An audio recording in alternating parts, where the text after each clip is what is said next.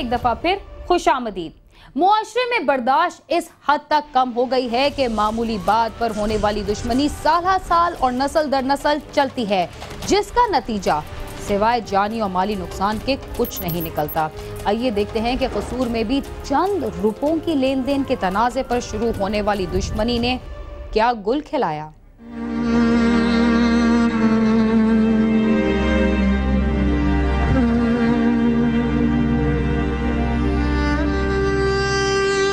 कसूर के नवाही इलाके फकीरियावाला के रहायशी जिम्मेदार अरशद अली का अपने ही गांव के रहायशी शेर मोहम्मद वगैरह के साथ लेन देन का तनाजा चल रहा था और उनका कई बार झगड़ा भी हुआ। रात 12 बजे के करीब अरशद अली अपने भाई और कजन के हमरा खेतों में अरवी की फसल को पानी लगा रहा था कि उसका मुखालिफ शेर मोहम्मद अपने साथियों शहजाद, अहमद और शाहिद वगैरह के हमरा वहाँ आ गया और अरशद अली को गन पॉइंट पर तशद्दुद का निशाना बनाना शुरू कर दिया, जबकि उसके भाई और कजन को जान से मार देने की धमकी देकर वहाँ से भगा दिया। पानी उत्थे लगा सी अरबी नूं ते 5-6 मुंडे आए ने ते इन्हां ललकारा ते मारिया ने पहले बांह ते सोटा ते फिर उन्होंने फैर मारिया का डिग पिया तो फिर उन्होंने उत्तों फायरिंग करनी शुरू कर दी। अरशद अली के भाई और कजन ने कुछ दूर जाकर शोर मचा दिया और लोगों को इकट्ठा करके दोबारा अपने खेतों में पहुंचे, जहां मुल्ज़मान ने लोगों को अता देखकर अरशद अली को जमीन पर लटाकर अंधाधुंध फायरिंग करके हलाक कर दिया और फरार हो गए। इत्तला मिलते ही थाना सदर पुलिस मौके पर पहुंच गई, जिन्होंने लाश पोस्टमार्टम के लिए भिजवाकर मकतूल के भाई सलाहुद्दीन की रिपोर्ट पर मुकदमा दर्ज कर लिया। पहले कोई ना लैन देन मुतालबा से पैसा 2-3 दिन पहले चार बंदियां ते इन्हों धमकियां वगैरह लाइया सी, पैसे लैन देन मुतालबा सी। वो आए ने ते उन्हें अपना आन के इन्हों फायरिंग पहले मारिया ने फिर फायरिंग कर दी ते लिहाजा कत्ल कर दिता ते असी हथों खाली सा सानू ललकारा भी नज़दीक नहीं आना। उन्होंने ना एक मुबशर है, एक शाहिद है, एक शहजाद है, एक अहमद है ते 2 सियाने ने गए। पोस्टमार्टम के बाद लाश घर लाई गई तो कोहराम बर्पा हो गया। मकतूल को मकामी कब्रिस्तान में सुपुर्दे खाक कर दिया गया। वर्षा का कहना है कि मुल्ज़मान बाअसर हैं और उन पर मुकदमा वापस लेने के लिए दबाव डाल रहे हैं।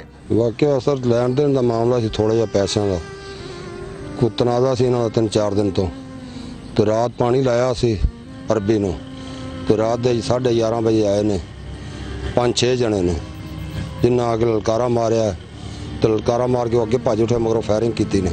फायरिंग करने नाल उन्हें ढा हटिया ने, सोटे भी मारे ने और नाल फायरिंग की 15-20 फायर लगे ने। हुण असीं चाहुंदे हां कि साडा जिहड़ा इंसाफ सानूं मिले, हुकूमत अगे साडी अपील है। मकतूल के वर्षा ने वज़ीर आला पंजाब से मुतालबा किया है कि मुल्ज़मान को जल्द अज जल्द गिरफ्तार करके कैफरे किरदार तक पहुँचाया जाए और वर्षा को तहफ़्फ़ुज़ भी फराहम किया जाए। साथी रिपोर्टर मैं मोहम्मद शफीक के साथ आमिर शहजाद, समा, कसूर।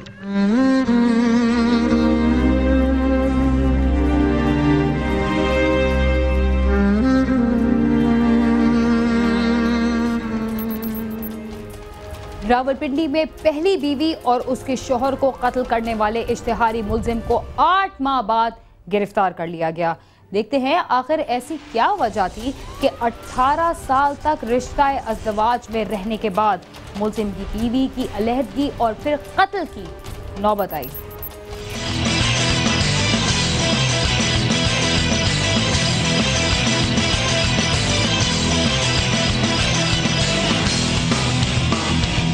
थाना गंजमंडी पुलिस की हिरासत में ये शख्स मोहम्मद कासिम है, जिसे साबिका बीवी और इसके शोहर के कत्ल के इल्जाम में हिरासत में लिया गया है।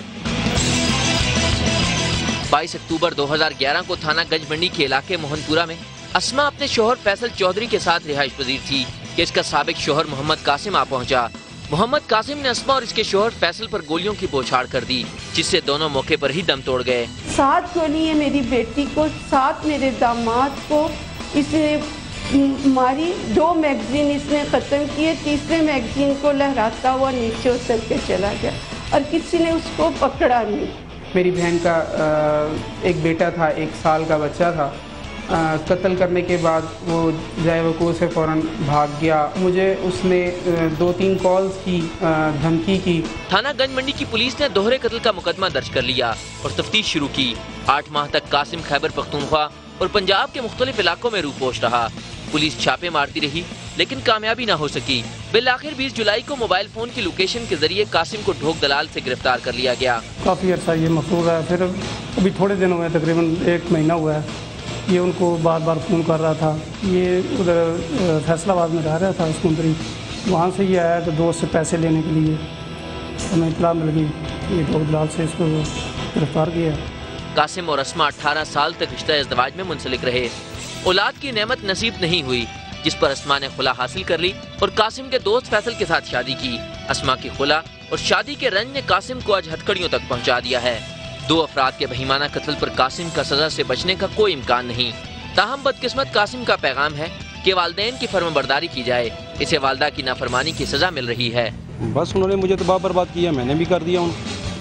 मेरी सारी ज़िंदगी की 18 साल 20 साल की वो कमाई खा गए। इनका बच्चा नहीं था। इसने यही बताया कि ये मुझे लोग ताने देते थे कि तुम जो है वो दूसरा नंबर दो, तुम्हारी औलाद नहीं है। इस वजह से वो खुला वगैरह भी हो गया इनका।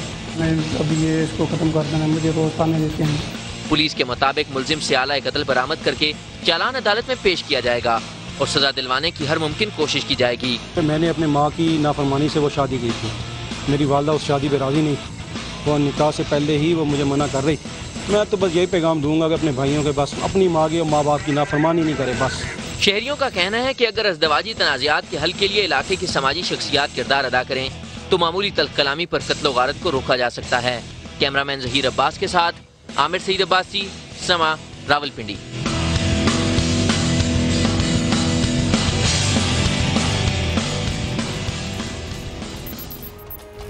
तलाक के बाद भी अगर साबिक मियां और बीवी के दरमियान कशीदगी बरकरार रहे तो बात बढ़ते बढ़ते दुश्मनी तक जा पहुंचती है, जिसका नतीजा सिवाय खून खराबे के और कुछ नहीं होता।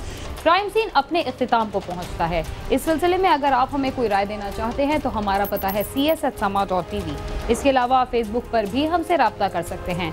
बीना खान और क्राइम सीन की टीम को इजाजत दीजिए और देखते रहिए समा।